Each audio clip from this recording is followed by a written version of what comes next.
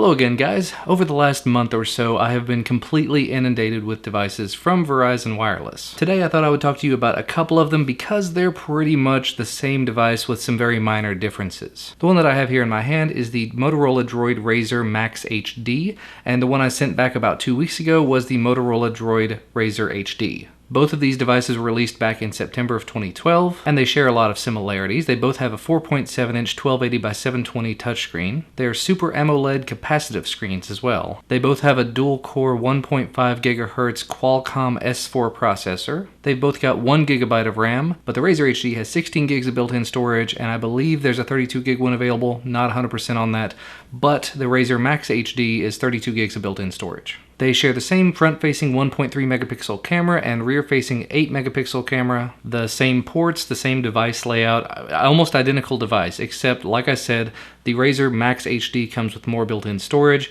It actually comes with a larger battery. The battery on the Razr HD, if I remember correctly, is about 2500 milliamp hours, and the one on the Razr Maxx is 3300. And just to sort of round it out, the OS that comes on them, of course, it's Android.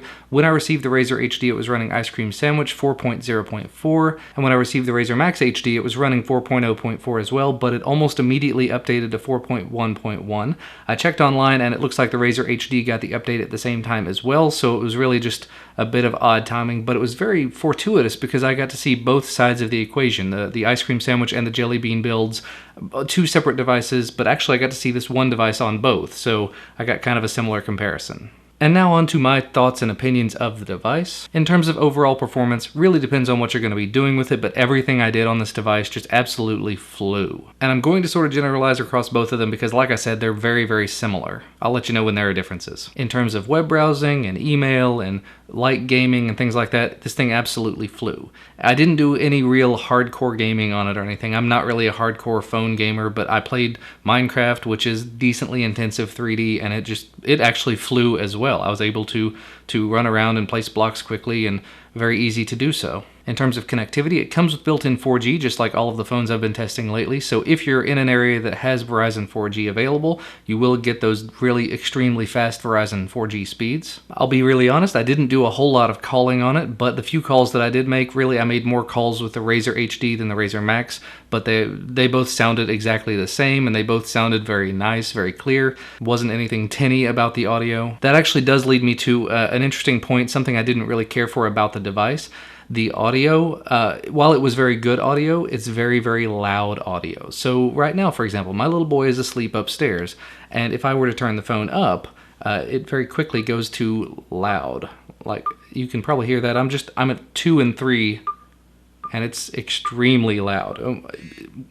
We'll get to that one later. In terms of notifications and such, whenever I turned on the default notifications at the very minimal audio setting, it does the really loud droid thing, and that was just insanely loud. Even when it was down in my pocket, I could hear it from across the room, and it just grated on me. There was no way I could find to turn it down other than, I would assume, rooting the device and lowering the minimum volume. Just like with some previous Motorola devices I've worked with, there are ways to lower the minimum brightness and the minimum volume like that if you root them first. In terms of the design of the device itself, very sleek, very well put together. It's got this nice metal banding around the side, and altogether feels very solid in the hand.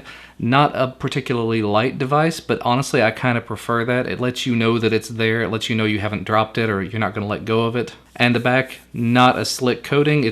I don't know what it's made of. It's got that sort of a Kevlar feel that I've gotten out of some other devices. It's a rubberized plastic feel, but it's got almost a texture to it, if you can see that there. In terms of button and port placement, if that matters to you, we've got the mini HDMI port. I think that's mini or micro, can't remember. It's the teeny tiny HDMI port and the micro USB here beside it.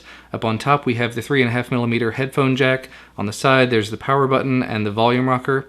I will say, I'm a big fan of these buttons, but not the placement. The power button has ridges on it so you can tell which one it is. The volume rocker has a little notch at the end of it so you can, tell the difference. You can feel which button it is. So if you're in the dark, you can very easily tell which button you're touching. But overall, very nice build, very solid build. Button placement kind of bothers me. I'm not a big fan of having the volume rocker on this side because I'm used to having it on my thumb. But that's kind of just a quirk of myself. Another thing I thought I would mention, because I really enjoy this feature, and you can see here in just a second, Maybe you can. There we go. Green notification light right up there at the top. Very large, very noticeable normally. And I see this a lot, so it's very nice to be able to tell when I've got a notification rather than seeing a little tiny white LED flicker at the bottom every now and again. It's right up there in your face all the time. And I've actually seen some other devices that had no notification LED, so to have it front and center like that, I'm a big fan. In terms of using the camera, I normally do spend a lot of time with the camera on these devices. Didn't do a whole lot with the Razr HD or the Razr Maxx HD. Really long names are starting to get to me. But the little bit I did, yeah, it turned out pretty well. Video quality was okay, it was not amazing. It's still a cell phone camera, as it is to be expected. The picture quality had some decently contrasty images. They were not anything amazing.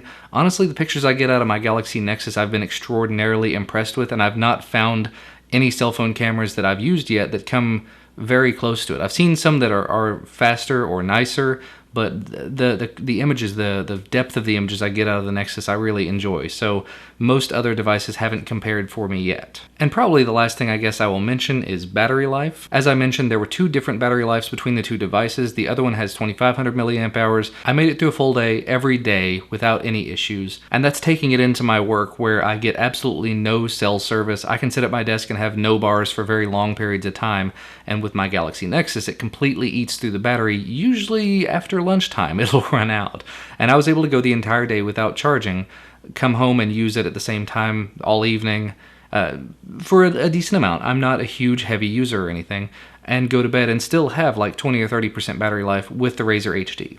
With the Razr Maxx HD, I still had quite a bit more than that left.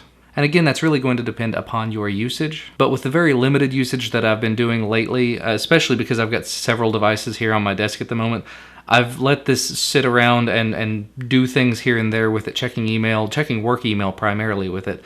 And I've had it going for almost 3.5 days, actually almost 4 days at this point, and I'm at 48% battery life left. Like I said, haven't been making phone calls with it, haven't been doing much of anything more than limited web browsing, limited email, work email and calendar management, and 3.5 days of battery life. That is pretty ridiculous and pretty amazing. That said, if you get into playing videos with it, if you get into playing video games with it, you're going to eat through that battery pretty quickly. And as it's pretty standard with the Razr series, it's not a removable back. You cannot replace the battery, so you're kind of stuck. So when you run out of battery, you run out of battery. But you plug it in, it does charge pretty quickly, and then you just move on, you go about with your day. To sort of wrap things up, if you look at the pricing over on the Verizon website, there's a bit of a discrepancy between them. The Razr Maxx HD is, I think, $599 or $699 or something. The off-contract prices are always ridiculously high. The on-contract 2-year contract price is about $250. The Razr HD is about $150 on 2-year contract. And then there's the Razr M, which I haven't had a chance to get my hands on yet, but it seems to be the light version of these, and it's, I think, $50 on a 2-year contract right now. So of the 3, I would personally lean in the direction of the Razr HD. The Razr Maxx HD does feel a little nicer in the hands because it is ever so slightly thicker, has a much longer battery life, just a ridiculously amazing battery life. And the specs other than that are almost identical. You do get extra storage though, so if you're a video watcher, this would be the device for you. Although that said, if you're a video watcher, you may be interested in the device I'm going to be taking a look at in the next video whenever I decide to do it. That device being the Samsung Galaxy Note 2 with its ridiculously large 5-point-something inch display. I think it's 5.3, but I can't honestly remember off the top of my head. One last thing I thought I should probably mention, since I do some work over at XDA, these Motorola devices, the Razr Maxx HD and the Razr HD, they are both exploitable on Ice Cream Sandwich. So if you have the device on ICS and you want to have root on it, Moto Fail to Go, I think, is the exploit that you can run on it, and then you can have your root and you can do your root keeper and over-the-air update and have Jelly Bean rooted and do whatever you want to do with the device. That's pretty awesome. I'm not going to condone that for the sake of this being a device that's provided by Verizon. I'm definitely not going to be doing it on this because it's not my device. But either way, that is an option that's available because the exploit is out there. And I think that's going to be about all from me for today before I get myself into too much trouble. As always, thank you so much for watching. Make sure to hit that like button down below if you like this video, and subscribe if you want to receive my content as soon as it becomes available. Anyway, thank you so much for watching again, and I will see you in the next video.